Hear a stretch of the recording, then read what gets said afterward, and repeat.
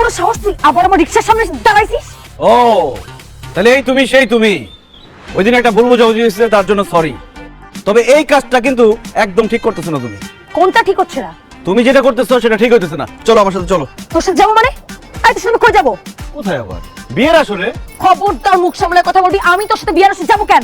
আরে বিয়ের আসরে কেন যাবো আবার? বিয়ে করতে। ফালতু কথা বলবি না। তোর মতো একটা অসভ্য লম্পট বিয়াদবকে আমি জীবনে বিয়ে করবো না। আমিও তোর মতো ঝগড়াটে কাল নাগিনী ডাইনিকে জীবনে বিয়ে করবো না। বিয়ে না করতে চাইলে আমাকে তুই বিয়ের আসরে নিয়ে যেতে চাস কেন? আরে আমার বন্ধু তোরে বিয়ে করবে, সেই জন্য নিয়ে যেতেছি। তুই যেরকম খারাপ তোর বন্ধু এরকম খারাপ। আমি জীবনে তোর বন্ধুকে বিয়ে করবো না। ও আমার বন্ধুরে বিয়ে করবি না, এই জন্য বিয়ের আসর থেকে রিক্সা করে পালাইতেছস? কি যাতা বলতেছিস? আর আমার বিয়ে ঠিক হবে কেন? আমার তো এখন মাত্র প্রেম চলতেছে। আমার তো এখন বিয়ে ঠিক হয়নি। সে বিয়ের শাড়ি পরা বিয়ের সাজে রিক্সা করে পলাইতেছে আর বলে কি তার নাকি বিয়েই ঠিক হয় নাই। এত কথা বলার দরকার নাই। চল, আমার বন্ধু তোর জন্য অপেক্ষা করতেছে। কে চল, দাঁড়াছিস কেন? ধরো রে। ভাই খবরদার, আমার ধরলে আমি কিন্তু রাস্তার মধ্যে এমন এক চিৎকুট দিমু, মানুষ জড়ো করে তোদেরকে গণপিটুনি খাওয়াবো বললাম।